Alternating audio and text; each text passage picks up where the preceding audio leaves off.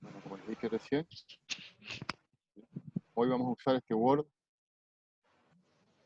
un documento de texto común y corriente como pizarra, digamos, como pizarrón, ¿sí? Porque más, eh, tiene más herramientas para poder jugar. ¿Se ve la pantalla compartida? Ujú. ¿Sí? ¿Se ve? Sí, Bueno, esto es sí. el resumen de lo que habíamos visto en la clase que viene, que lo, lo- lo pasé a un archivo de texto. Eh,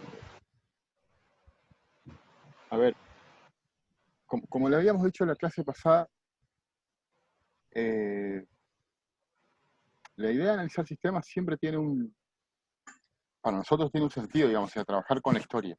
No es simplemente mostrar que estudiamos sobre historia eh, o, o repetir como si no tuviera ningún sentido, sino eh, tratar de darle un sentido o explicar por qué es importante o de qué manera se vincula con nuestra disciplina, con alguna área de nuestra disciplina, el estudio de la historia.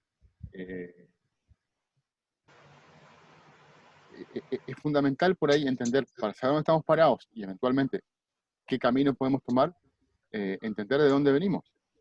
Y por eso yo, lo que hice en la clase pasada y lo que voy a hacer hoy, tratar de mostrar este camino, eh, intentando predecir hipotéticos escenarios futuros.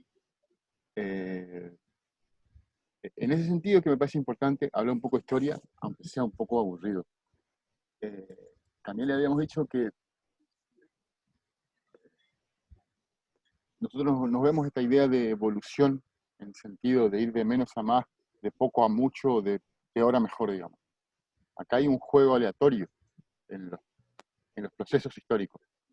Eh, y partir de esa hipótesis nos lleva al abordaje que le queremos dar o que le empezamos a dar la clase pasada. Es importante para nosotros entender las diferencias entre uno y otro sistema. Es fundamental que se entiendan ahora, que se entiendan conforme los libros de los que estudiamos. Ahora, la idea también es tratar de ver cuánto de cierto hay en eso que nos dicen los libros de historia sobre sus diferencias entre el inquisitivo y el acusatorio, y sobre todo, esencialmente, em, empezar a hablar de las cosas que son comunes a los dos sistemas. Porque yo creo, o lo que yo siempre percibo es que hay cosas que no se hablan del sistema de juicio, del sistema de enjuiciamiento, perdón, y quizá ahí estén las cosas que tenemos que empezar a trabajar, ver, advertir, poner sobre la mesa, visibilizar, para empezar a cuidarnos de eso. ¿Sí? Entonces, no es tanto lo que distingue a uno de otro, sino eh, los rasgos comunes que tienen, lo que debería empezar de a poco a preocupar. Nosotros, por supuesto, que en tan poco tiempo no podemos dar más que una aproximación. Eh, Trabajando un poco mejor dicho, sin olvidar esta idea de a qué apuntamos. Por eso insisto de vuelta y soy tan reiterativo con esto de la hipótesis de la que partimos y el abordaje que intentamos dar. Sin olvidar en ningún momento de todo lo que vamos a hablar, esto que les acabo de decir, continuamos con la historia del sistema en Roma. Sí, habíamos hablado de, ¿se acuerdan? Y en Grecia básicamente vimos la mayoría de estas características que sintetizamos la clase pasada, ¿sí?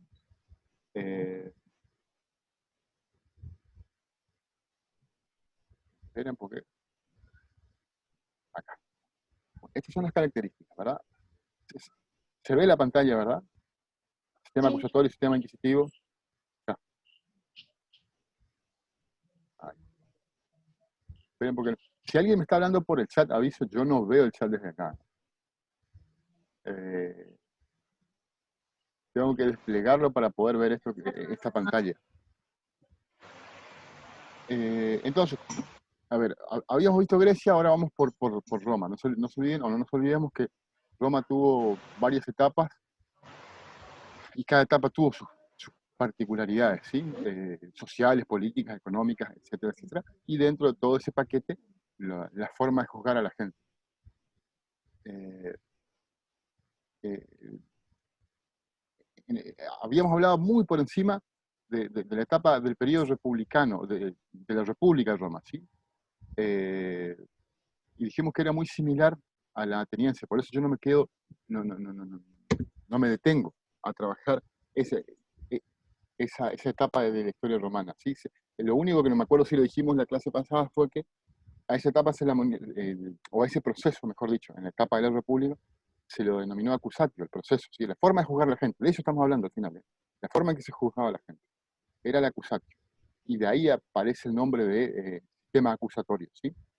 Eh, cuando Roma se transforma en imperio, digamos, cae la República, ¿sí? Lo liquidan o aparece Julio César, después lo liquidan, bla, bla, bla. Roma empezó a cambiar. Esencialmente, la idea del imperio hace que el ejercicio de la autoridad, del poder, estaba mayormente en representantes de los distintos grupos sociales, o siempre hablando de las capas altas, que era una forma democrática de gobierno, pasó al emperador.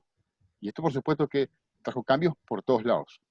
Pero en principio, a ver, como les dije en la clase pasada, yo estoy resumiendo 400, 500, 600 años de historia. Por supuesto que todo lo que digamos va a ser con matices y con excepciones, ¿sí?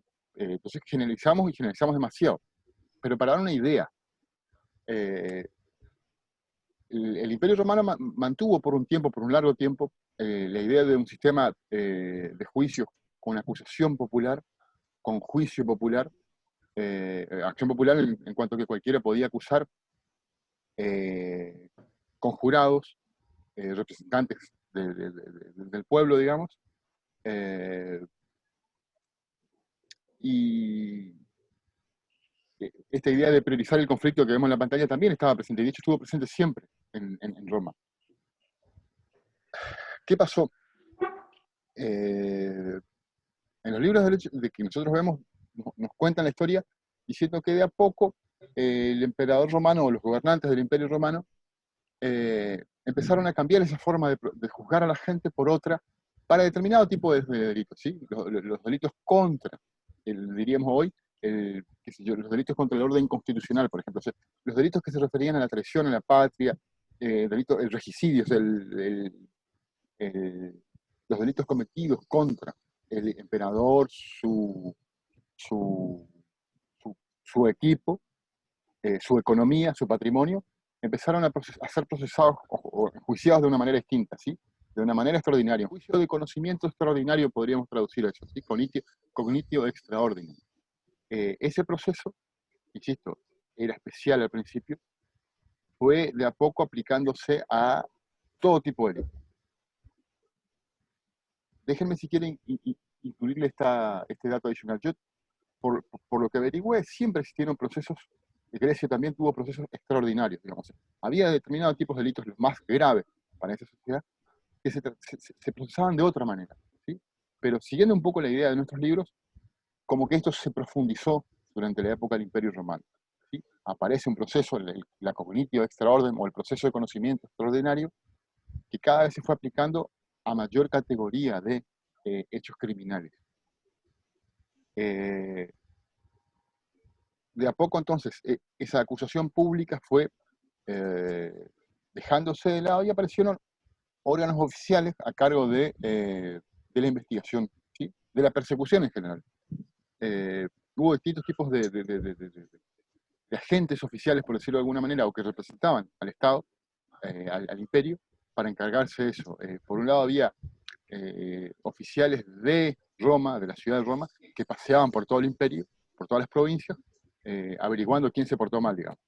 Si se llega, interrumpo acá, si se llega a cortar audio o video, por favor me avisan de alguna manera, sí, porque a mí por ahí me aparece en la pantalla conexión inestable.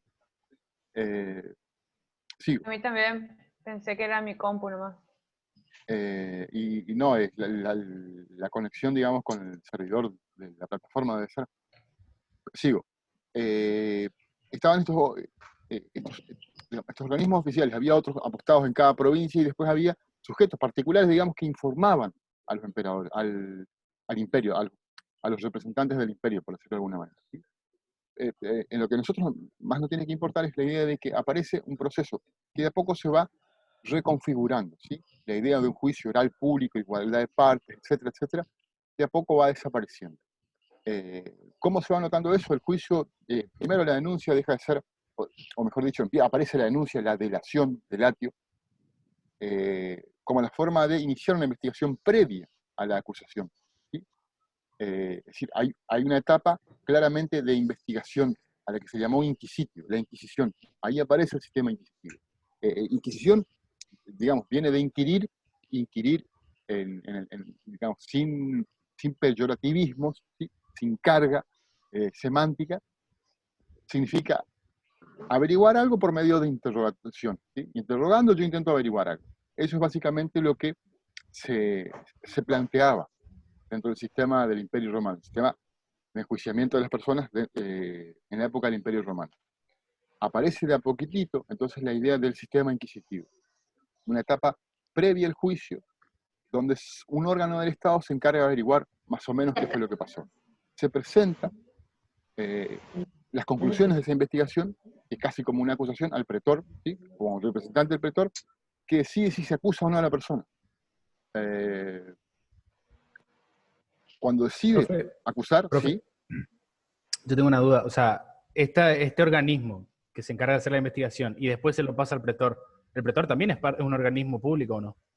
claro, digamos, exactamente, el pretor es el órgano público por excelencia, si quiere, porque tiene el poder político Claro. ejecutivo, o sea, usando palabras actuales, sería ejecutivo, legislativo y judicial. ¿Sí? Claro. Él decide, digamos, o sea, no se olvide que la idea del magistrado en esa época era muy distinta ahora. El magistrado era hasta, digamos, lo que hoy diríamos un diputado, un senador, también era un magistrado. Hoy el magistrado se identifica solamente con los integrantes del Poder Judicial, jueces, eventualmente fiscales, defensores, ¿sí? Son los que ejercen esa magistratura. La magistratura para nosotros. En aquella época valía para todos. Si quieren también, los griegos y después los pueblos germanos, cuando hablamos, digamos, de que ellos resuelven sus conflictos en la asamblea, creo que lo comentamos en alguna clase. Yo, como siempre les digo, intento mostrarlo con un ejemplo actual y bastante rudimentario, si se quiere. Imagínense que nos reunimos todos acá en Libres en la plaza a decidir cuánto tiempo más extendemos la cuarentena, decidimos si se extiende o no el pago del impuesto inmobiliario, y de paso le juzgamos a Francisco Pessoa por tal cosa. O sea, mezclábamos todo, en la asamblea de todo tipo de cosas. O sea, tenía poderes para decidir en todos los ámbitos de la vida Hola. pública. Hola, ¿quién es? Hola. Hola. No escucho nada. ¿Quién no escucha nada? ¿Merce vos sos? Bueno, sigo.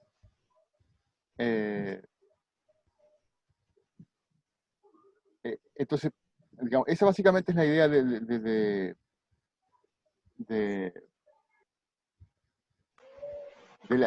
Profe, la intervención de los organismos estatales. Sí, quiero saber si estas clases quedan grabadas en algún lado.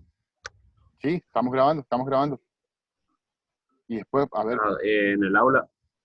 En el no, canal de YouTube, profe. ¿cómo? A ver, exactamente. A ver, lo que no hice la clase pasada, yo les pasé a ustedes por el celu los links de los videos que subí. ¿Sí? Lo que voy a hacer ahora también es colgar en el aula virtual los links, ¿sí? Que todavía no hice los de la clase pasada. Igual que la clase pasada, ahora también vamos a hacer en 2 videos para que no sea demasiado pesado después subir. Así que gracias por recordar. Ahora tipo 4 de la tarde, por favor avísenme así. Pausamos, cortamos y hacemos un segundo video para la segunda hora, digamos. ¿Sí? 4 y 5, por ahí. Al canal. ¿Cómo? Que se suscriba al canal, digo. A tu canal, profe. Ahí está, exactamente. Te Más llegan fácil, todas las novedades de los videos que hace Genaro y estas cosas que hacemos nosotros, digamos. Profe, ¿Sí? profe, entonces, todo esto inquisitio que usted explicó es un juicio extraordinario con respecto al acusatio, ¿verdad? Exactamente. Está, bien. Eso no me quería tener en claro. La idea es que el proceso ordinario, el proceso común, el más utilizado, era todavía el acusatorio, digamos. Pero de a poco apareció a la par de uno para determinado tipo de delito que después se terminó aplicando para todos. ¿Sí? Este segundo proceso, digamos, como les decía, llegaba hasta el pretor. El pretor decidía si se acusaba y designaba a quién iba a cumplir la función de acusador. ¿Sí? Que también era un funcionario representante del imperio. Y ahí la cosa se ponía complicada, digamos, porque el mismo tipo que decidía si la acusación era válida era el que designaba al acusador. Dice, en esto por ejemplo sigo a Claría dice, el juicio oral, o sea, el juicio propiamente todavía sigue siendo oral y público. Incluso en una etapa, ese juicio oral seguía siendo, o terminaba siendo decidido por un jurado popular. Cuando decayó la idea de la intervención ciudadana, de la participación ciudadana en la Roma imperial, esas mismas funciones las absorbió el pretor. O sea, el pretor que decidía la suerte de la acusación era el que decidía el veredicto al final. O sea, es como que, a ver si me entienden, ustedes me dicen, bueno, yo le voy a acusar, ustedes chicos le acusan, quieren acusarle a Mercedes Otazú por tal cosa, ¿sí? Yo les digo, bueno, perfecto, vamos a acusarlo, yo formalizo la acusación y le designo a Lucas, le designo como acusador. Después del juicio, el que decide si Mercedes fue o no fue, soy yo de nuevo. Digamos, esas cosas ya generan una enorme confusión, ¿sí? Porque si bien yo no soy el acusador, decido quién es el acusador y después decido sobre la acusación, ¿sí? Empieza a confundirse el rol al punto que después se desconfigura por completo y el mismo funcionario del Estado que se encargaba de acusar era el que se encargaba de decir, o sea, el que se encargaba de investigar, ¿sí? Y fíjense que el juez de instrucción del sistema mixto nunca perdió esa función, digamos. Él imputa y muchas veces decide la suerte del caso. Y muchas veces es también el juez de juicio, ¿sí?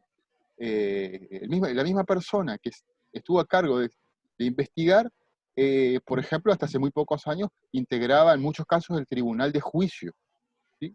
Entonces, por supuesto que ya sabíamos cuál era su opinión, y sin embargo nadie quería admitir eso. No, yo soy imparcial, soy neutral, bla, bla, bla, bla, bla, bla, bla. Ya decidiste, si vos le procesaste, ordenaste que la causa lleve al fiscal para que acuse, le ordenaste al fiscal que acuse, y después participás del juicio como juez, no digas que no tomaste posición. Sin embargo, nadie estaba dispuesto a creer eso. Después de muchísimo tiempo, la Corte Europea en 1982 dijo que eso no era válido. 1982. ¿Sí? ¿Por qué? ¿Por qué? Porque ese tipo ya tomó parte, ya tomó partido. En nuestro país, recién en el siglo XXI, 2000 y pico, la Corte Suprema dictó el fallo Llerena, y de a poco las provincias se fueron acomodando a ese razonamiento, que lo tenemos desde la época imperial, ¿sí? O sea, todo el medioevo y toda la edad moderna, el iluminismo del siglo XVIII y siglo XIX, criticó este tipo de cosas. Y acá llegó hasta el 2000 y pico y nadie se siente. A ver, yo hablaba con los jueces 20 años atrás, 15 años atrás, y me dicen, yo soy un tipo objetivo, soy un tipo neutral, yo cumplo mi trabajo, bla, bla, bla, pero fulano, reconoceme que vos ya tomaste posición sobre si el tipo fue o no fue, de hecho tomaste posición diciendo que fue, por eso la causa llegó a juicio, vos no está en condiciones imparciales de decidir sobre su autoría. No. Entonces cuesta mucho. Fallo Fraticelli, creo, ¿no? También. Claro, si Llerena después viene Fraticelli, exactamente, son los dos fallos, digamos, ¿sí? Dos fallos de la Corte Suprema. En Llerena, ¿qué fue lo que pasó? La Corte Suprema, Llerena, el acusado, digamos, que fue procesado en la etapa instructoria por una jueza. Esa misma jueza fue la jueza del juicio, porque era un juicio con un tribunal unipersonal, ¿sí? Juicio correccional. Tenencia de armas. Ella lo juzgó, pero ella decidió que él era sospechoso, era fuertemente sospechoso de haber sido autor de tal delito, no importa cuál. ¿Sí? Y la idea, digamos, del debido proceso legal nos dice que el juez tiene que ser imparcial, no estar contaminado, no haber tomado partido sobre la suerte de la acusación. Un juez que ya intervino antes tomó partido, ¿sí? En el caso de Fraticelli, los jueces, para que se entienda, yo en la etapa instructoria, ¿sí?, de los viejos códigos mixtos, yo juez de instrucción proceso a Fraticelli y a su mujer por homicidio. La defensa de estas personas apelan en el procesamiento y va a una cámara de apelaciones. La cámara de apelaciones, ¿qué dice? Están bien procesados, porque ellos hay sospechas y hay suficientes pruebas para decir probablemente que ellos son los autores del delito. Perfecto, vuelve a la etapa instructoria, el fiscal acusa y va a juicio. Y los mismos miembros de la cámara de apelaciones que ya habían dicho que había prueba en contra de ellos, son los que lo juzgan a Fraticelli. Y eso ocurría en todo el país. Las cámaras de apelaciones eran a la vez tribunales de juicio. ¿Sí? Cuando hubo muchísima gente durante siglos y siglos que dijo que eso no estaba bien. Y en algunos lugares del mundo se aplicó siempre. La Argentina fue uno de esos casos. Todos los que seguimos el sistema mixto, digamos, o todos los que heredamos, los hijos de España, digamos, heredamos el sistema inquisitivo y ahí el sistema mixto, el mixto francés. Y ninguno fue capaz de reconocer, o la mayoría no fue capaz de reconocer eso. Entonces un juez intervenía en todas las etapas y a nadie le molestaba. A nadie le parecía que eso era afectar la imparcialidad. Todos te decían, y siguen diciendo por muchas barbaridades, que el juez solo está cumpliendo con lo que la ley le manda hacer. Perfecto, pero la ley no estaba muy buena. La ley era, digamos, la base de la iniquidad, digamos, o de la afectación al debido proceso, la propia ley. Y la forma en cómo era luego esa propia ley aplicada, era, digamos, afectaba todavía muchísimo más la idea de un juicio regular, ¿sí? Razonable. Entonces, con esto que les quiero decir, hoy en día todavía estamos cometiendo errores que tienen más de 1000 y pico de años, casi 2000. Y salvo que la Corte lo reconozca, y los jueces, la mayoría de las veces no son capaces de reconocer y actuar en consecuencia, ni mucho menos todavía. No, a nosotros nadie quiere cambiar nada. ¿Sí? Tiene que venir un guadañazo allá arriba para que empecemos a cambiar algo, en la mayoría de los casos. Conozco muy pocos jueces con valor suficiente para decir las cosas no son así, y dar argumentos buenos también. ¿Sí? A ver, les decía entonces, al final, en esta etapa, Perdón, no sé si soy yo, que pero escucho re bajito. me acerco a ver si se escucha mejor. ¿Se escucha mejor? Hola, ¿qué tal? Yo escucho bien. Si los chicos te escuchan Yo escucho bien. bien. Lo más No, importante. yo escucho bien, profe, se escucha bien, buenísimo. sí. Está bien, profe. ¿Vos estás con auricular, Entonces mi compu nomás. Pero a ver, subirle el Sí, volumen si se puede. pero si no lo escucho. Bueno, de última vos sos buena leyendo labios, así que...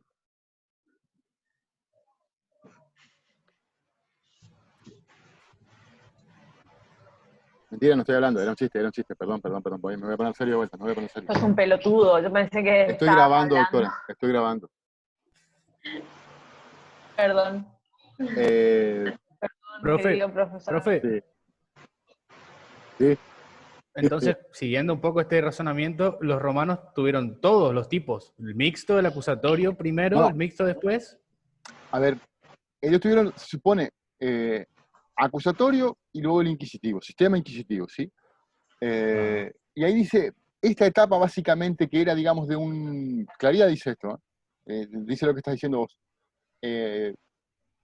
Digamos, donde hay un organismo oficial encargado de la inquisitio, que es la etapa previa al juicio, y todavía, digamos, algunas características del juicio oral y público, para la etapa de juicio, digamos, ahí vemos el germen del sistema mixto, dice Claridad. ¿Sí? O sea, no era el sistema mixto, pero de ahí, de esa etapa del Imperio Romano, de esa etapa nace lo que después, en el siglo XIX, se conoce como sistema mixto. ¿Sí? Y me detengo acá un ratito por una cuestión, ya que tocas el tema. A ver, volviendo a esto. Claridad dice, ¿sí? De esto que estamos comentando, ahí está el germen del sistema mixto. Y él, digamos, defiende mucho esa etapa de la forma de juzgar en Roma. ¿Sí? Y fíjense que para mí este no es un dato menor, de hecho es muy importante tener en cuenta esto. Claridad, por ejemplo, si los que leyeron Claridad, y si no les cuento, cuestiona, o sea, describe ambos sistemas y cuestiona ambos sistemas. ¿Sí? O sea, muestra todos los defectos que tenía cada uno de los dos sistemas. ¿Sí? En el caso del inquisitivo, ya vamos a ver enseguida, porque vamos a hablar por arriba un poquito de los pueblos germanos, también tenían defectos, no era todo tan piola como estamos viendo acá en nuestra planillita, digamos, ¿sí? en nuestra síntesis.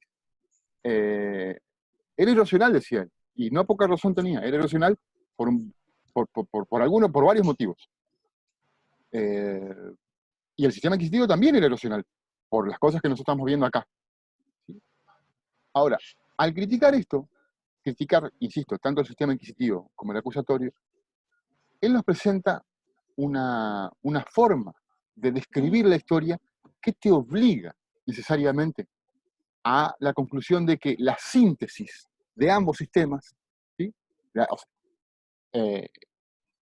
síntesis en el sentido de tomar lo mejor de los dos, tesis, antítesis, síntesis, ¿sí? Tomar lo mejor de los dos y presentarlo como algo nuevo. Eso era el sistema mixto para Clariá. Clariá, digamos, de autor de la primera mitad del siglo XX, en realidad murió en 1990, así que, digo, pero él empezó a escribir, bueno, su tratado lo empezó a escribir en 1962, de la segunda etapa del siglo XX, me corrijo, defensor del sistema mixto. Él nos cuenta un desarrollo, una evolución histórica de los sistemas procesales que te obliga a ponerte de acuerdo con él en cuanto a que el sistema mixto es lo mejor que podemos tener, porque él era parte de eso, él creía en el sistema mixto, ¿sí? O sea, fíjense cómo presentar la información histórica, la historiografía, ¿sí? Estaba condicionada por su propio interés, ¿sí? No, o sea, no era neutral a la hora de contar la historia de los sistemas, ¿sí? Decantás, después de leer Claridad, decantás sí o sí en el sistema mixto. No hay cosa mejor que el sistema mixto, que es justamente lo que Claridad quería que todos pensemos. Ahora, eso lo hicieron y lo hacen todos los autores, ¿sí? Hoy en día, si nosotros vemos, yo les decía, para nosotros es importante todo esto porque una de las justificaciones con las que se trabaja para proponer los sistemas acusatorios hoy en día es la justificación histórica, ¿sí? Y es la justificación que más o menos vemos acá resumida. Esta justificación, por supuesto, si a vos te dicen, mirá, lo que es el sistema acusatorio, miren un poquitito la pantalla y ven, bueno, el sistema acusatorio tiene un montón de virtudes y el sistema inquisitivo es un montón de porquerías. ¿Y con quién te vas a quedar vos? Naturalmente que vamos a elegir el sistema acusatorio. Ahora, esta forma de presentar la información también es intencionada, ¿sí? ¿Por qué? Porque nos oculta los defectos que tiene el sistema acusatorio, ¿sí? Entonces, todo autor, a la hora de presentarnos históricamente un fenómeno, lo hace desde un punto de vista, desde una posición. Y eso ocurre en todas las disciplinas de la carrera, ¿eh? No es solo en esto, ¿sí? Nos cuentan parte de la historia y omiten algo en función del interés que persiguen. Eso ocurre permanentemente. Entonces, digamos, un Es poco como por... ocurría en práctica, que nos mostraba usted el libro y el libro alababa al sistema acusatorio y el mixto lo No, defenestraba, básicamente. a ver, otra de las justificaciones del sistema acusatorio viene por el lado de la interpretación constitucional, digamos. Eso que creo que vos, Luca, me preguntaste en la clase pasada. Sí, Si, sí, fui yo. si el sistema acusatorio, digamos, es el único previsto en la Constitución, o si la Constitución nos propone el sistema acusatorio. Esa es una interpretación. A ver, todo el estudio del derecho procesal penal siempre, que no se olviden que no es muy viejo el derecho procesal penal, pero siempre estuvo basado en la Constitución. Todo autor dice, el derecho procesal penal es derecho constitucional aplicado al juicio criminal, digamos, ¿sí? Es puro derecho constitucional. O sea, siempre estuvo presente la idea del derecho constitucional en la literatura del derecho procesal penal. Ahora, no hasta la década del 80 a nadie se le ocurrió decir que el único juicio de raíz constitucional es el acusatorio. ¿Y quién lo dijo? Julio Mayer. Y lo dijo porque él proponía el juicio acusatorio. El que fue, o uno de los que fue más lejos con esto, bueno, fueron varios, pero digamos, otros de los que propusieron esto también fueron Cafferata Nores, ¿sí? Y un poquito después Vázquez Rossi. Grandes autores, cordobés y santafesinos, digamos, ¿sí? La idea de que el único juicio constitucional es el juicio acusatorio. La Constitución prevé eso. Antes no se había dicho, jamás se habían preocupado en hablar del derecho procesal penal de origen constitucional de esta manera, digamos, ¿sí? A pesar de que siempre se vinculó una disciplina con la otra. Hablar de esta perspectiva, por supuesto que tiene su razón de ser en que ellos también proponen el juicio acusatorio o el sistema acusatorio como el mejor de todos. más allá de que uno pueda o no compartir lo que dicen ellos, eh, es evidente cómo reinterpretan la Constitución en este caso, para de ahí derivar que el único juicio admitido por nuestra Constitución es el juicio de tipo acusatorio o juicio con jurados. ¿Sí? Y es interesante ver, digamos, cómo todo se reinterpreta a partir de una determinada intención. ¿Sí? Yo tengo una intención política. Política en el sentido de yo quiero el juicio acusatorio en mi país. Entonces reinterpreto todo. La dogmática constitucional, la historia de los sistemas, la política criminal, que es la otra, digamos, la otra variable que se utiliza para justificar el sistema acusatorio, reinterpreto todo para que me quede perfecto, y bien encajado el sistema acusatorio dentro de cada una de estas categorías. ¿Sí? En la historia, por ejemplo, esto es lo que dicen básicamente todos los autores, en la historia encontramos que el único juicio razonable fue el juicio acusatorio que se utilizó en determinadas épocas, esta. ¿Sí? Por el otro lado, nuestra Constitución solo acepta el sistema constitucional, como sistema constitucional, el acusatorio. Por otro lado, si veremos desde lo criminológico, si se quiere, el juicio acusatorio es el más eficiente, el más eficaz, el que más rápido, bla, bla, bla, bla, bla, bla, bla, ¿sí? Desde otra perspectiva, más, si se quiere, más procesalista, por decirlo de alguna manera, no, podríamos decir también constitucional. El único respetuoso de las garantías individuales es el sistema acusatorio. Entonces, si yo trabajo estas 4 variables y todas me llevan a que el juicio acusatorio es el mejor, naturalmente que es porque lo estoy queriendo proponer, más que porque las cosas funcionan de esa manera. ¿Se entiende o no la idea o sea, cuál es mi punto, digamos? ¿Sí? Yo interpreto todo de manera tal que ustedes, ¿sí?, intérpretes de mi forma de pensar, lleguen a la misma conclusión que yo. Eso es lo que hace cada uno de estos autores. ¿Sí? Como les dije hoy, con claridad, pero vale para cualquiera de estos, y uno como que termina cerrándose, o todos los caminos le conducen al sistema acusatorio. Esa es la idea de presentar la información de esta manera. En una línea dijiste lo que estaba por decir. ¿Cómo? Lo que pasa en la mayoría de los libros, empiezan diciéndote, mira, pero disimuladamente, yo pienso así, o esta es mi ideología, o estas son mis opiniones, y en base a eso desarrollan todo su libro. Claro. A ver, ojo, yo no estoy juzgando, no estoy cuestionando. No, pero Digamos, pero, o sea, lo importante es que cada uno deje en claro eso. ¿Sí? Cada autor debe dejar en claro. Y lo ideal sería lo que yo, por ejemplo, cuestiono, que es lo que vamos a empezar a hacer ahora, es que como todos ahora nos proponen el sistema acusatorio, pasen por alto las cosas que no estuvieron buenas del sistema acusatorio en la historia. Eso francamente sí me molesta, me parece muy reprochable de autores que son para mí tipos que estudiaron una barbaridad. O sea, no es que no sabían lo que yo les estoy por contar ahora. No, al contrario, saben y mucho mejor que yo. Entonces, por eso me parece un poco molesto que no lo cuenten. ¿Sí?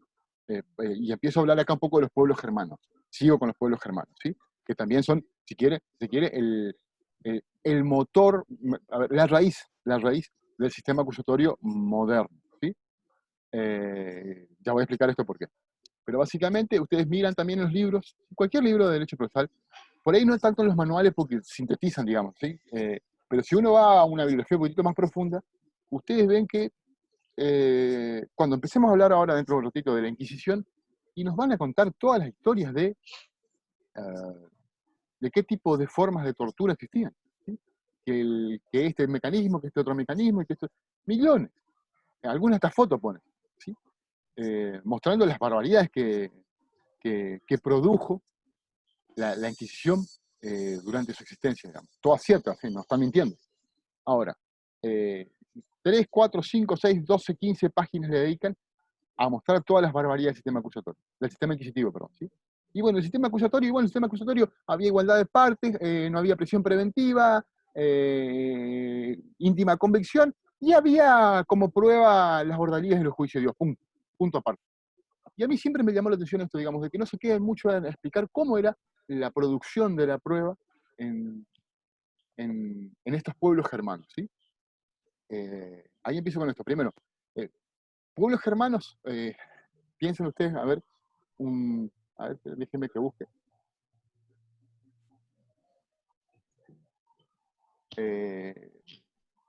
Por supuesto que los pueblos germanos les muestran los los... eh, Asterix y Obelix, profe. El dibujito. no vi el dibujito, vi una película hace muchísimo tiempo. Espera, me estoy buscando un mapa de Europa. ¿Sí? A ver, uno Pero grande. esa es la animación más conocida de los pueblos peruanos que, bueno, por lo menos que yo conozco. O sea, a ver, hoy en día ustedes saben dónde está Alemania, se imaginan dónde está Alemania, ¿verdad? Se habla de pueblos germanos, o como decían los romanos, los pueblos bárbaros, ¿sí? Eran todos los que no estaban sometidos al, al, al régimen del imperio. A ver si puedo, esperen, porque estoy tratando acá de... Ahí. Esperen, voy a dejar de compartir esta y voy a compartir otra, ¿sí? Ahí. ¿Ven el mapa de Europa? Ahora sí. ¿Sí? Bueno, ahí lo tienen a Alemania, ¿ven? Viene en el medio. ¿Está? Bueno, ustedes piensen, lo que es ahora Portugal, España, Francia, Italia, ¿sí? Toda esa zona, Grecia, Albania, ¿sí? Todo lo que era la Yugoslavia, todo eso era el Imperio Romano. ¿Sí? Y son los pueblos que nosotros conocemos como pueblos latinos, porque tienen raíz, ¿sí? en Roma, donde latino se dice por el idioma latino. O sea, los pueblos latinos son eso, nosotros somos pueblos latinoamericanos, aclaremos también eso, nosotros somos pueblos latinoamericanos. Los latinos son ellos, ¿sí? Los que derivan de el uso del lenguaje, del idioma latino, ¿sí? Por encima del imperio, lo que vendría a ser hoy la zona norte de Francia, ¿sí? La Galia de Julio César, todo lo que sería hoy Alemania, un poco de Polonia, y llegaban hasta por ahí, digamos, el resto no entraba en el mapa de la Europa de esta época, eran los pueblos germanos. Y eran muchísimos, ¿sí? Estaban, eh, por poner ejemplo, los francos, que son los que después terminaron en Francia con Carlomagno, los jutos, los sajones, son todos pueblos germanos, ¿sí? Entonces los pueblos germanos terminan invadiendo lo que es hoy el norte de Francia y dejan su cultura ahí. Invaden el Reino Unido, lo que nosotros conocemos hoy como el Reino Unido, y dejan, ¿sí? De hecho los sajones son de origen germano. ¿Sí? ¿Vieron ahí donde está Dinamarca? A ver si puedo marcar acá, arriba de Alemania, en el norte. Ahí, en el límite entre lo que hoy es Alemania y Dinamarca, de ahí salieron la mayoría de los pueblos, de lo que son los pueblos que después, mejor dicho, conquistaron o invadieron la isla británica, ¿sí? Pero bueno, todos, o sea, fíjense, ¿por qué les estoy contando esto? Nosotros hoy en día estamos intentando aplicar el sistema acusatorio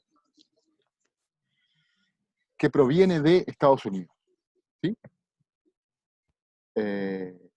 A su vez, el sistema acusatorio estadounidense es producto, cuando ellos eran colonia inglesa, del sistema acusatorio inglés. ¿Sí? Piensen en la isla británica. ¿Sí? Ellos llevaron su forma de juzgar a las colonias en América, ¿sí? Que fueron después los Estados Unidos. Pero a su vez, la forma o las tradiciones de resolver sus problemas en la isla británica tienen origen en estas invasiones bárbaras, por decirlo de alguna manera, ¿sí? De los pueblos germanos, ¿sí? De hecho, lo que es la isla británica fue invadida en distintas épocas por dos regiones, por gente de dos regiones francesas, bretones y después los normandos, y en el medio por los sajones. Y ellos fueron de alguna manera constituyendo la cultura, ¿sí? De lo que hoy conocemos como Inglaterra. Por supuesto, que en un momento, siglo XI más o menos, los ingleses empezaron a crear su propia idiosincrasia, ¿sí? Muy distinta de la de sus pueblos invasores. Pero o sea, de ahí la importancia de esto. Y por el otro lado, que los pueblos germanos son mencionados por todos los autores como un ejemplo de juicio acusatorio, ¿sí? ¿Se entiende la idea? De hecho, insisto de vuelta con esto. Si alguien está escribiendo en el chat, yo no estoy pudiendo ver el chat. Les aviso porque no lo puedo. Así que desactiven el micrófono por cualquier pregunta. Asumo que están entendiendo lo que estoy diciendo, ¿sí? Entonces, ¿qué pasaba con los pueblos germanos? Sí, básicamente como los griegos resolvían todos sus problemas en asamblea, ¿sí? Cada representante de familia iba, se juntaban y ahí decidía más o menos, como contábamos hoy más temprano, todos los asuntos comunitarios, digamos. ¿Sí? Manejaban, se dice, eran sistemas tribales, en el sentido de que se manejaban como tribus, ¿sí? Piensen en las tribus todavía existentes en algunos lugares del mundo, digamos, donde hay un representante de cada grupo familiar que va a la asamblea y ahí deciden las cosas que le interesan a todos, que son comunes a todos. Las macanas que se mandaban, yo le afanaba algo a otro, por supuesto que eso era algo común también para ellos. ¿Sí? Ahora, ellos decidían en estas asambleas, digamos, básicamente cada grupo, o dentro de la asamblea, cada uno de los participantes del conflicto, diríamos cada una de las partes, ¿sí? Buscaban adhesión dentro de los miembros de la asamblea para obtener mayor o menor capacidad de influenciar en la decisión. ¿Sí? Y era un debate, era oral, efectivamente, se debatía, se discutía, se gritaban probablemente, pero lo que se intentaba evitar era llevar esto a las manos, ¿sí? O sea, que corra sangre para resolver el problema. ¿Sí? Entonces la asamblea, es cierto, funcionaba de esa manera, como un mecanismo que evitaba la violencia más pura, más clara, digamos, ¿sí? Una pseudo-guerra, digamos. ¿Sí? Esa era la idea. Y se trataban de poner de acuerdo. Siempre la idea del acuerdo privilegiaba cualquier otra forma de solución del conflicto. ¿Sí? Había acuerdo entre las partes y nadie se metía.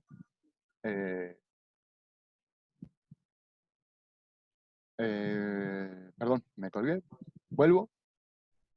Ahora, todos los libros nos hablan de que ellos resolvían sus problemas con los juicios de Dios y las ordalías. Y bueno, perfecto. Todo muy lindo. ¿Qué carajo son los juicios de Dios y las ordalías? Aclaro que hasta donde pude indagar, y les digo que esto indagué bastante porque me pareció muy interesante investigarlo. Sigo investigando, hace 15 años que estoy investigando esto, 12 años.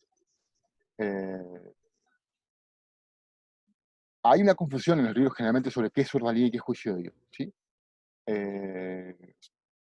Si bien hay ciertas diferencias, básicamente lo que tienen en común los dos mecanismos es que se trata de maneras, digamos, si se quiere, ficticias de resolver un problema. ¿Sí? ¿Por qué ficticias? ¿Por qué? Porque acuden a la interpretación de los signos, al azar, ¿sí? Digamos, a formas en principio que representaban la voluntad divina. ¿Sí? Básicamente la divinidad hablaba por un signo, un símbolo o el resultado de una contienda. ¿Sí? Gracias. ¿Cómo es? Estoy pidiendo que si me pueden combinar un mate acá. Perdón.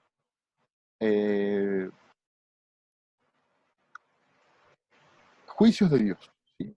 Los juicios de Dios eran, estamos hablando, a ver, del siglo, a ver, como les dije hoy, abajo estaba toda la zona de Europa, ¿verdad? ¿Sí? La zona latina, y por encima los pueblos bárbaros o los pueblos germanos.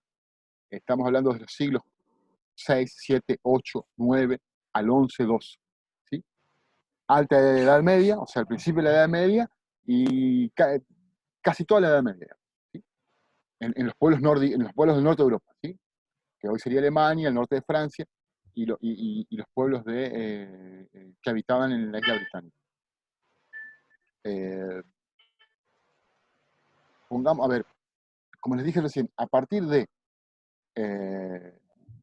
una determinada situación, determinado signo, se le atribuía valor a ese signo en virtud de lo que las divinidades, los dioses, le hacían decir a ese signo. Pongo un ejemplo.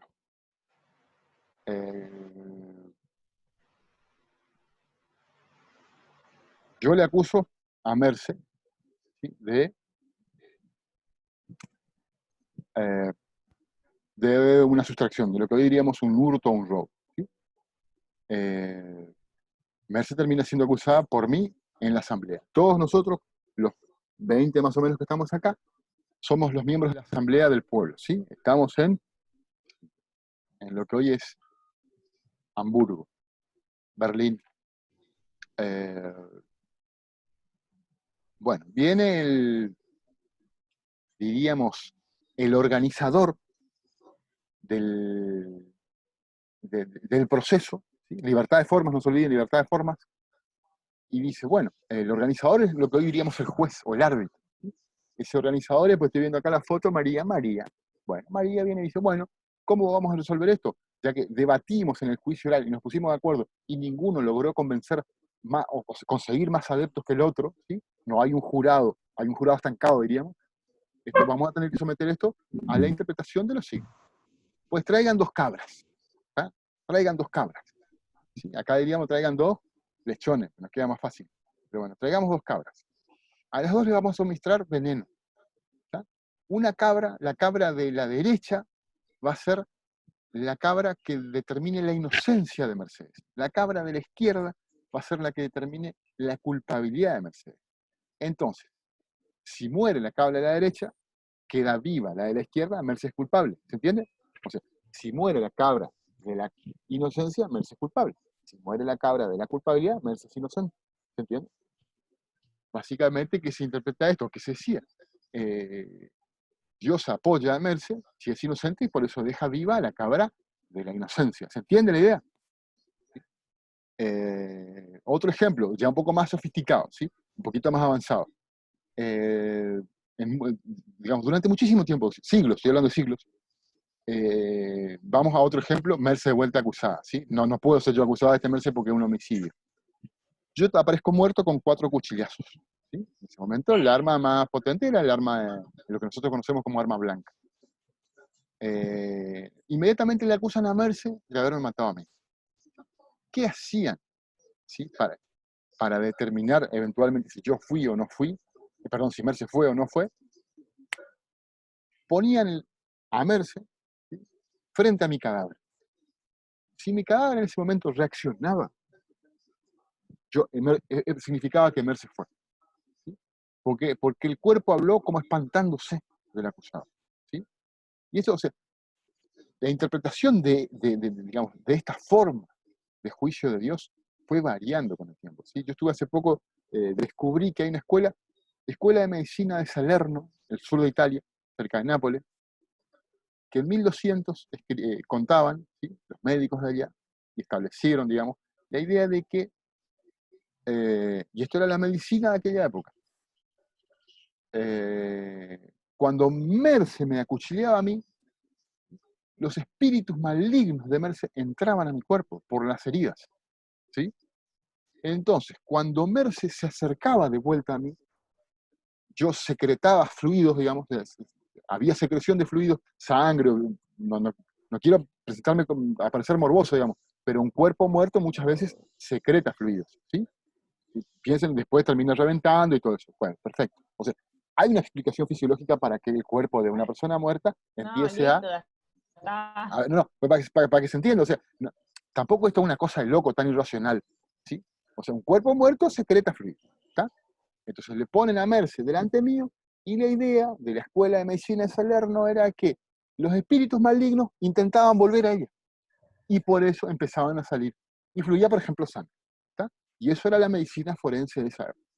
¿Qué hizo la medicina forense de esa época? Legitimar algo que ya existía. O sea, la interpretación de ese signo fue muy anterior, lo de la Escuela de Salerno del siglo XIII. En el siglo IX ya se aplicaba esta forma de juicio de Dios. ¿Sí? Ellos le encontraron una explicación científica, entre comillas, a el por qué el cuerpo de la víctima hablaba frente al acusado. ¿Sí? Había una explicación médico-legista, diríamos hoy. Y eso hoy en día también ocurre. Nos puede parecer una tontería, pero yo les puedo poner un ejemplo. Hoy estaba pensando, ¿qué ejemplo les doy? Y tengo PIL. Se me ocurrió, y vos, Mercy, también lo conoces, el de los informes psicológicos de los menores víctimas a la hora de decir que no fabulan. El concepto de fabulación en psicología es muy distinto al que usamos, o tiene sus matices con el que usamos nosotros todos los días. ¿Sí? Fabular tiene un sentido muy preciso para el psicólogo. ¿Sí? Entonces nosotros le preguntamos si fabula en el sentido de si miente o no miente. ¿Sí? Y ellos te dicen, no, no fabula, sabiendo que fabulación en su disciplina es mucho menos que mentir. Es construir una historia, o sea, tiene límites mucho más precisos la idea de fabular. ¿Sí? Y entonces los informes dicen, como la víctima no fabula, entonces es cierta su versión. ¿Sí? Y eso es mitología, es tan místico como lo que hacía la escuela de Salerno en el siglo III, en el año 1200. ¿Sí? Y seguimos aceptando este tipo de informes. De hecho, ¿sí? ¿Sí? Hola. 16. Ya cortamos, acá cortamos. Termino con esto. Seguimos creyendo en mitologías. Cuando nos vamos a las ciencias forenses, las ciencias auxiliares, nos encontramos con que las disciplinas auxiliares nos dicen un montón de cosas que nosotros no sabemos ni qué significan. Y creemos ciegamente lo que nos dicen. ¿Sí? Y muchas veces, como ejemplo que yo les di, nosotros desde hace muchísimos años que venimos aceptando la versión del menor víctima, digamos, sin ningún tipo de límite, por decirlo de alguna manera. Lo dijo la víctima, y es víctima, así que no puede mentir. ¿Sí? En esa tautología aceptamos cualquier versión. ¿Qué hace la psicología en los últimos años? Convalida esa forma de ver el testimonio del menor víctima. ¿Sí? Sin cuestionarnos, ni cuestionar la base racional o la base científica que tenga ese tipo de conclusiones, que de hecho no las tienen. Uno entra a averiguar y no las tienen. Cuando terminen la carrera, chicos, una cosa que tienen que profundizar mucho y enseñarme a mí es psicología del testimonio. ¿Sí? Y ver cuánto de cierto hay en todo lo que nos dicen sobre si la persona es capaz de mentir o no es capaz de mentir. Y ustedes ven dictámenes periciales de los psicólogos que dicen cualquier barbaridad. Cualquier barbaridad. De hecho, yo me atrevo a decir que hay, cuantitativamente hablando, menos dictámenes serios que los pocos serios. Cualquier cosa dicen. Cualquier cosa dicen.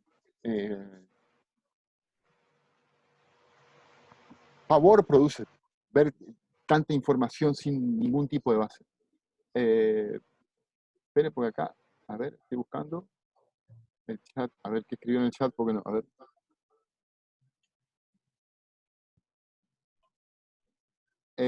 Sí, a ver, el ejemplo que le di de la psicología, pero puedo utilizar cualquier otro. A ver, Santa Ciencia. Tiene límites, como toda disciplina tiene límites. Y el problema es que el sistema judicial le pide información que la disciplina no está en condiciones de dar, y algunos, poco éticamente, le dan igualmente esa información.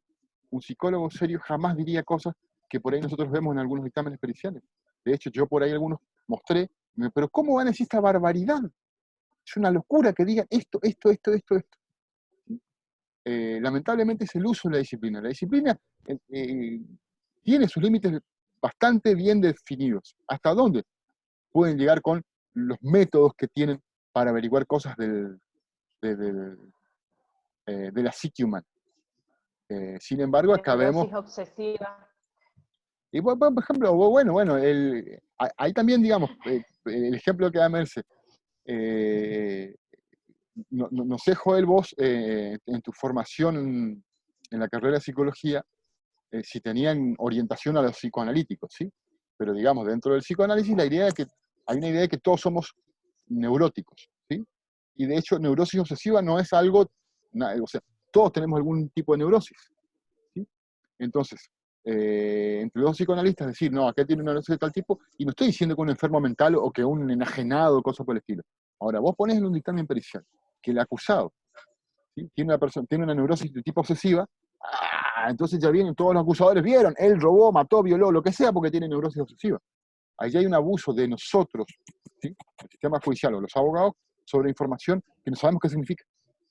Ahora, ¿qué se le puede cuestionar al psicólogo? Que solo diga, tiene una neurosis obsesiva. Joel, Y no interpretar qué significa eso. te escribió en el chat. Claro, exactamente. Ahora, vos pones un dictamen pericial y entonces se toman de ahí para buscar la condena o para imponer la condena. El hombre es neurótico, guarda. Y más en los casos de abusos sexuales. Como querer, pero en este momento en cualquiera, Merce. En cualquiera. Violencia de género, es neurótico, Bueno. loco. Cierto. Hay mucho de eso. Si es esa información que no tiene ningún valor forense, digamos, para tomar una decisión. Fíjense cómo, yo le estoy hablando del siglo XIII, 1200, y ese fenómeno lo podemos ver aplicado ahora, ¿sí? Por eso yo les decía en la clase pasada y ahora, esto de que acá no hay una evolución, no hay una, cambiaron los métodos, creo que, no me acuerdo si Mariano fue el que dijo, cambiaron la tecnología o Gabriel, y puede ser, pero hay lugares donde nosotros nos metemos ciegamente y decimos cualquier cosa, chicos, cualquier cosa. A ver, corto acá el video un segundito, ¿sí? Para hacer dos videos. Déjame un segundito.